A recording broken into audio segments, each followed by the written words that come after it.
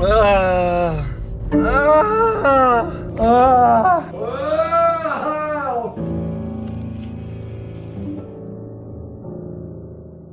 November 18th, 2025, I woke up in agonizing pain, with my feet swollen, unable to hear anything, and barely able to breathe. My wife called the police, and eventually an ambulance arrived and rushed me to the hospital. Upon my arrival, they told me that my lungs were filling with fluid, as my liver, kidney, and heart were all simultaneously failing. Doctors scrambled for answers, as my family and I prayed to God that I would survive through the night. But how did I get to that point? And what causes a human to have so many health problems appear all at once? Well, let's rewind all the way back to June of 2025, when I was filming a documentary about Kia boys in Detroit, and our car was shot up, with me sitting in the front seat. Yeah, you gotta see. Somebody just blew at us. Oh, go. Somebody blown at this bitch. Someone shot at us. Yo. What the fuck? And this set off some pretty intense anxiety and insomnia that would linger with me for the rest of the year. The next video I filmed was at the Shambhala Electric Dance Music Festival, where I had what I would consider a mental breakdown of sorts. I'd never been to an EDM event before, and after days of camping on the floor and the bass slamming my head, preventing me from sleeping, I actually had to leave the festival altogether and stop filming. After Shambhala, I began these intermittent periods of vomiting and insomnia where I wouldn't be able to sleep for days, and no matter what I ate, I couldn't keep anything down. You can see a big drop in my social media output after Shambhala towards the start of August. To cope with the decline of my physical and mental health, I actually started training folk-style wrestling at Tarleton University in hopes of competing in the 2025-2026 season.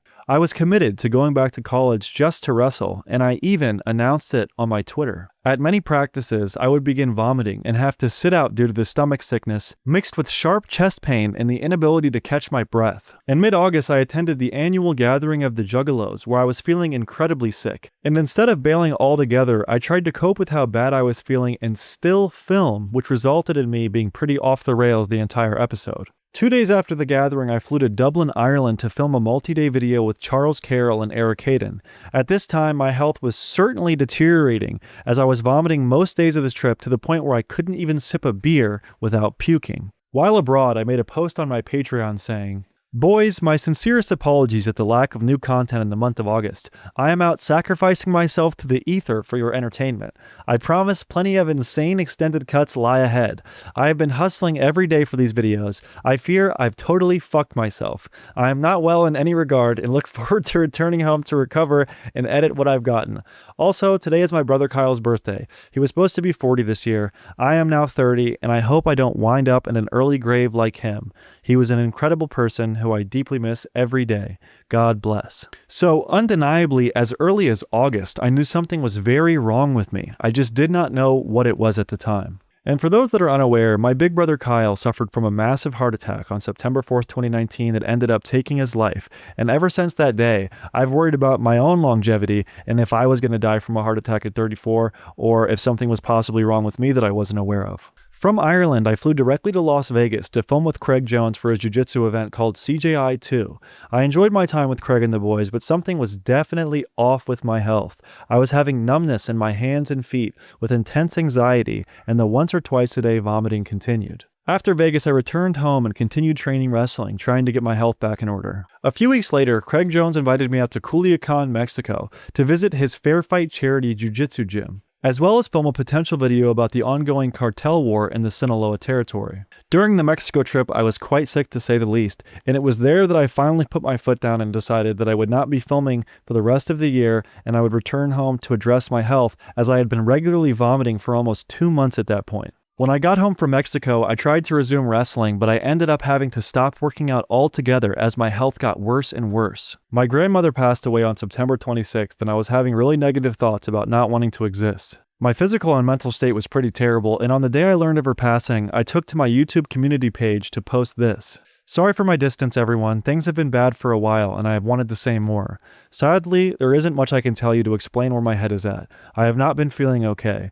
This morning I was told my grandmother passed away. I chose going on a film trip this week over seeing her for the last time. Words only do so much to explain this feeling. I'd like to be around for a while, but I fear I may not. Which was pretty dark foreshadowing of what was to come. And on my Patreon, I made a post titled, "I'm sorry guys," which stated, "I wish I had more for you. Feel free to cancel your membership.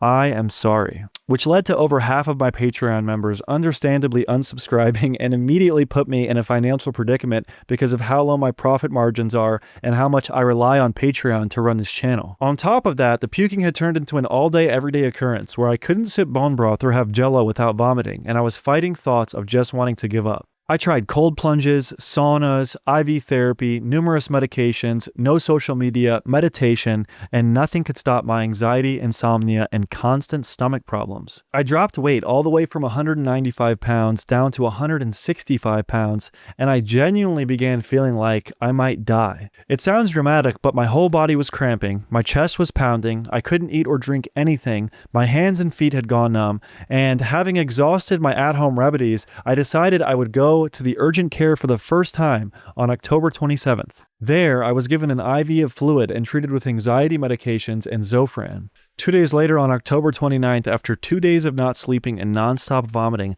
I returned to the urgent care once more and they did the same thing.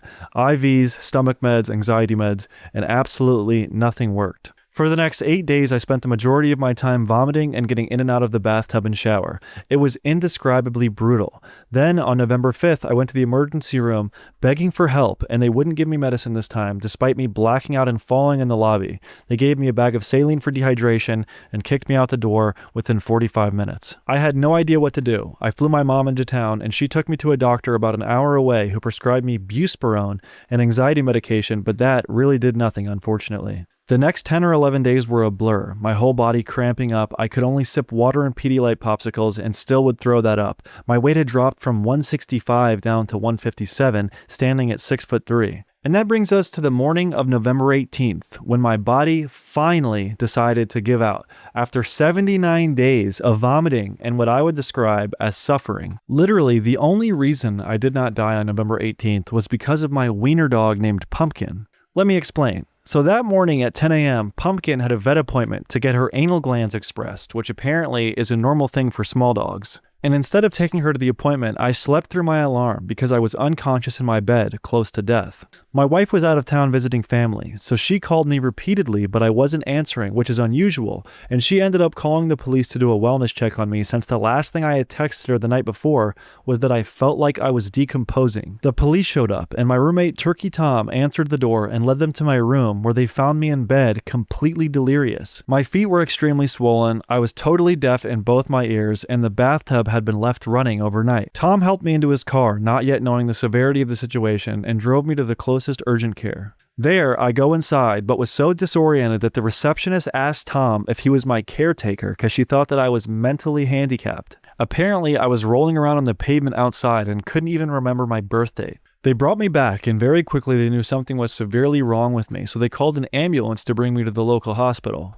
When I arrived at the hospital, they took my vitals and discovered my blood pressure was as low as 76/48, which is potentially life-threatening. On top of that, they put me on a scale, and I weighed only 150 pounds at 6'3", having lost over 40 pounds in under 3 months. They did some blood work and ran some tests on me, and I ended up finding out I had a long list of health problems, including sepsis with acute renal failure, also known as kidney failure, an acute kidney injury, pneumonia of both lungs, acute liver failure, with my blood test showing my AST standing for aspartate aminotransferase, which is a liver enzyme that is normally between 15 to 48 units per liter, with mine coming in at a ridiculously high 2,809, over 58 times higher than the highest healthy range, which is extremely high, as you can tell, and considered potentially life-threatening, indicating severe damage to the liver. I also had acute pancreatitis and hyperkalemia, also known as unusually high potassium levels, with mine measuring at 6.3 millimoles per liter,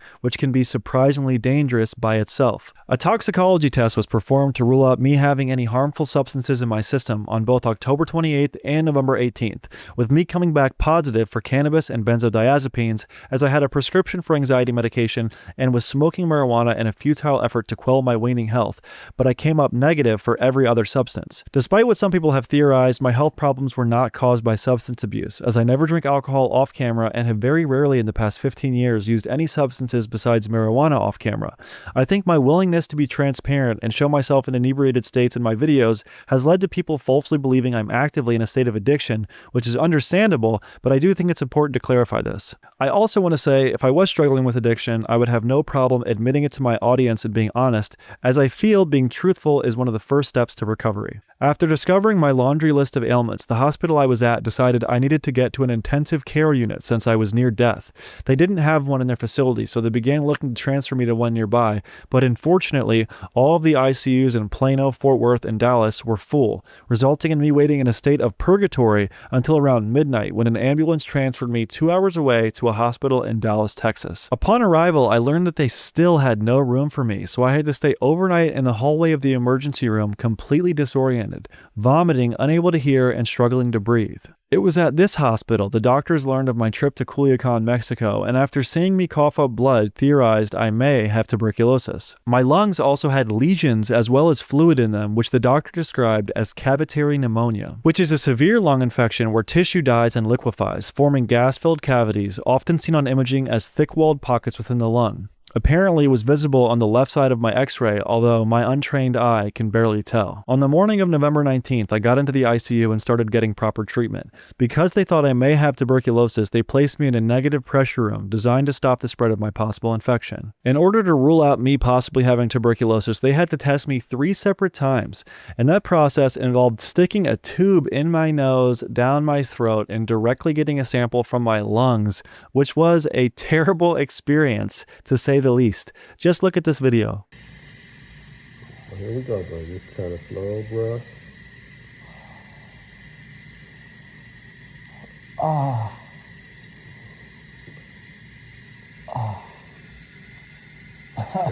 Okay. There you go. Doing good.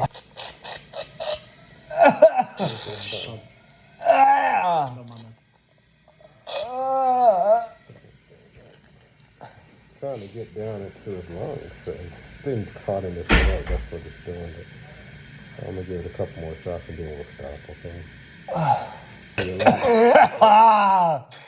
Clearly, I didn't enjoy those tests, but as I waited for my tuberculosis results, I found out some truly horrible news. After performing an echocardiogram on me, doctors discovered my ejection fraction, which is the percentage of blood pumping out of your heart's main pumping chamber, was only 15 to 20%, meaning that I was suffering from acute systolic heart failure. At this point in my hospitalization, I am absolutely panicking about the medical bills I would be accruing the longer I stay. I didn't have health insurance, and including my urgent care visits, ambulance rides, and now this indefinite stay in the ICU, I knew I would be looking at hundreds of thousands of dollars of medical bills. So in my desperation, I repeatedly pled with the doctors to let me leave the hospital and go home, and they kept responding that if I left the hospital, I would die. I even whipped out my phone to catch one of these moments on camera. Why are you saying if I leave, I'm going to die? We did the echocardiogram of your heart and it's very poor function, okay? So we need to figure out why it's functioning so poorly. So there are a lot of things that need treatment, and if you go home and not do anything about it, then the outcome will not be very good. Okay. So, I mean, I don't know how else to tell you this. After this moment, I remember thinking, holy shit, I can't leave the ICU even if I wanted, and I was really panicking about not having the money to pay for my treatment. I remember a doctor coming into the room and telling me if I wouldn't have came into the hospital when I did, I would have most likely died. Your heart was in bad shape, your liver, your kidneys, your breathing, and your blood pressure was super low. It was just constantly like, if you wouldn't have came in, it would have got so low where you probably would have lost the blood pressure and died. I had 3 different IVs in my arms the entire time I was in there and was getting my blood drawn for tests every few hours. Each day they stayed in there, they began to hurt more and more. They kept having to switch the locations because they would clog up and not let anything go in or out of them. Besides IV medication, I was also on a long list of oral medication, so many that I really couldn't keep track of it. As the hours dragged on, my condition was not improving. It was getting more and more difficult to breathe, and on November 21st, I tweeted out, In the ICU, my heart is failing, my lungs are failing, my liver and kidneys are failing. Things are not looking good, my friends. I love you guys. I remember it feeling like I was drowning during this time, unable to breathe. None of my ailments were improving, and it was so hard to sleep in the ICU. They were always poking you with needles, there was constant noise throughout the night, and it seemed like my IV machines were always having some kind of problem. You could hear patients screaming, and sometimes even family members of the deceased crying out. I sincerely felt like I was never going to get out of that place, and that I would most likely die in there. So after talking with my family, we came to the conclusion that because I had no health insurance, these medical bills were going to be nearly impossible for me to pay, even if I spent every dollar I had. On top of that, it was clear I was not going to be returning to work anytime soon, and in the situation that I died, God forbid, I would need to provide my wife some financial aid in taking care of our baby. So I made a GoFundMe along with this video telling people about my situation and asking for help. In this video, you can see I have a puppy pad behind and under me, and I'll tell you why. I was so sick with my organs failing, I wasn't really able to get up or control my bowels, and on top of that, I was vomiting profusely. So I was intermittently pissing, shitting, and vomiting on myself like a caged animal. I was literally wearing diapers and being changed by a nurse. It was so brutal, but thankfully, one product genuinely helped, and that brings me to the sponsor of today's video, Dude Wipes. New year, new cheeks. Your butt called, and its resolution is to finally level up. Dude Wipes are the New Year glow up your dry toilet paper could never give you. All right, genuine reaction. I actually love Dude Wipes beyond them sponsoring this video, and I am super excited that I just got all these free Dude Wipes in the mail. Cause dude, when you have a nasty one of the Sharpie ones that just won't go away, wipe after wipe after wipe, you actually need these wet wipes to get rid of them. These bad boys are extra large, extra wet, and built to handle even the dirtiest of business. No skid marks, no dingleberries, no post-potluck disasters, just clean confidence. Plus, with flavors like shea butter, mint chill, and more, regular toilet paper is just not competing whatsoever. These Dude Wipes are 100% plant-based, made in the USA, and are even flushable. It's a new year. Stop skidding through life and join the Dude Wipes movement. Don't be an a-hole to your b-hole. Upgrade to Dude Wipes today. So get Dude Wipes today on Amazon and its retailers nationwide. Thank you, Dude Wipes. Anyways, so I made this GoFundMe, and to my absolute shock, the video immediately exploded. The community rallied behind me, and it ended up trending on Twitter and getting tens of millions of views across all platforms, which was by far the most love and attention I've ever received in my 6-year career as a content creator. My goal was to raise $75,000 to help with the medical bills and expenses, and it reached that goal in just hours, which was truly unbelievable to me, and I can't thank you guys enough. Over 10,000 hardworking everyday people came forward to show me financial support, and I sincerely cannot thank them enough. I also want to thank all the creators that helped me spread the GoFundMe and those that donated, such as Mr. Beast, Europa.com, Isaiah Nichols, Jadon Adams, Sam Hyde, Tommy G, Mams Taylor, and many, many more. Even if you prayed for me, I want to express my deepest thanks for caring, as I believe the power of prayer genuinely contributed to saving my life. Unfortunately, aside from the success of the GoFundMe, there really wasn't any good medical news for a few days, but eventually I got an official diagnosis and my body began responding to the medicine. That diagnosis from the doctor was that I had sepsis pneumonia, which in my case was a bacterial infection that got into my lungs and eventually my blood, causing my liver and kidneys to fail along with permanently damaging my lungs.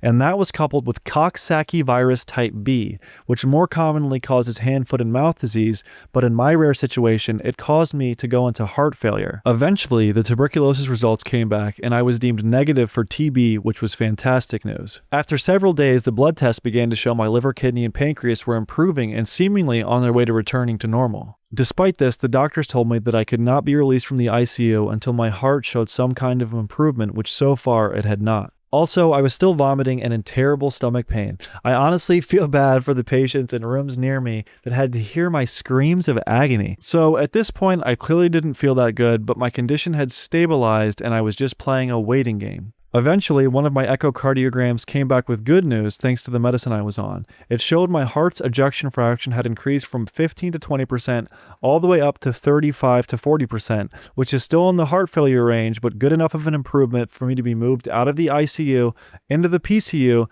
and eventually released from the hospital. I remember my first day home from the hospital, I was so incredibly weak and disoriented, I could barely walk or move my arms. To document my recovery, I began trying to film a video journal of sorts. I don't know how I look, but I'll tell you, I've never felt this weak in my entire life. How does my body look, Mom? Thin. I feel like I can barely lift my arms. And I guess when your heart isn't beating, you're so incredibly weak. It feels like Yeah. crazy. I just wanted to record this to have a video diary of my first day back home. I feel really weird. I don't know if you can see my pupils. I almost feel like I'm hallucinating, but yeah, really thankful to be alive. How do you feel, Mom? I'm very thankful that you're here, buddy. Very thankful. Got a beautiful daughter. And I know you can get better. I feel really weird. That's okay. All right. All right. You probably feel awkward recording this. I'll stop. Just stop. All right. I had grown so weak I couldn't even pick up a pillow or unscrew a water bottle. My arms and hands were super bruised, but the good news is that I stopped wearing diapers at this time. The bad part about that was walking to the bathroom felt like I was running a mile and would leave me completely exhausted. Since my heart was still failing, my vision was blurred almost like I had double vision. I was dizzy throughout the day, and doing any household task was exhausting and disorienting. All I could really do was eat and sleep, but every time I would sleep, I would wake up freezing cold, covered in sweat like I had gotten in the shower. So this is my sweatshirt after one of my night tears. Just totally drenched in sweat. Drenched. It's like the deepest feeling of fear and terror. It has been by far the worst night sweats and tears I've ever experienced. With less medication and no nurses on call 24/7 to make sure I wasn't dying, I began to feel like things were getting worse and worse each day I was out of the hospital. Every day was filled with anxiety, paranoia, heart palpitations, exhaustion, and night terrors. Just woke up another night back home. Feels so horrible. I just cannot do anything without being exhausted, and every time I sleep, I'm just covered in sweat and freaking out. I don't know if you can see the sweat. Talking to my family the days following my release from the hospital, we realized I had lost a significant portion of my memory, and some of my update videos were completely incoherent. So we decided while I focus on recovery, it was best that I stopped doing the video journal thing and actually stop using my phone altogether, with this recording being the last thing I recorded until now. I'm gonna check my weight right now, you guys, because last time I checked it, I was 145 pounds, and I think I've gained some weight in the past week or two. Let's look at this here.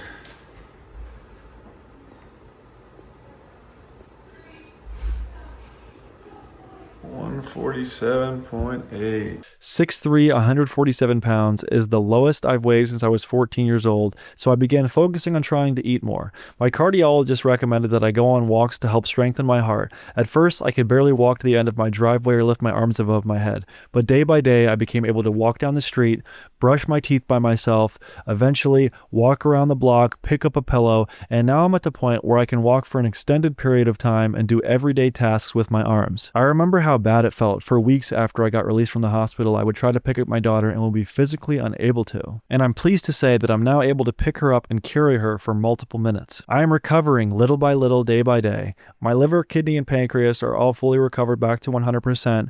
I'm no longer vomiting regularly for the first time since July of 2025, and I have gained 15 pounds since my release from the hospital. The not so good news is that my lungs have permanent damage to them, and according to my most recent echocardiogram, I am still in heart failure, leaving me feeling pretty bad most days. The doctors say I will need to take 3 different heart medications for the rest of my life: spironolactone, losartan, and metoprolol. I was hoping to give an update that my heart had totally healed, but the unfortunate reality is that I very well may be dealing with heart problems for the rest of my life. A lot of the problems that come with heart failure, like dizziness, exhaustion, numbness in my extremities, and blurry vision, make it pretty difficult for me to edit my videos, use social media, and do my job, but hopefully in time these symptoms will go away. The recovery process has had many ups and downs. With just a few weeks ago, after planning a birthday party for my 1-year-old daughter, I woke up with extra blurred vision and a terrible migraine. I got up and began helping set up the birthday decorations, and not long after, I became so dizzy I vomited and was stuck in between the bed and bathroom the entire day, totally missing out on the celebrations. Then, on New Year's Eve, I had such a vicious migraine, I was pretty much unable to leave my bed the entire day. I truly feel like I've aged 10 years in the past 3 months. I'm even getting white hairs in my beard if you look closely. You don't realize how much you take for granted in life until it's all taken from you. For months of this year, I was incredibly depressed, even asking for death at times, and when God gave me what I asked for, all I wanted was a second chance at life. And that second chance is why I feel like I am truly blessed. You know, when I think about my brother Kyle, I feel so sad that he never got a second chance to live. He didn't get the privilege of having heart failure, almost dying, and making a miraculous recovery. He just had a heart attack and was gone forever.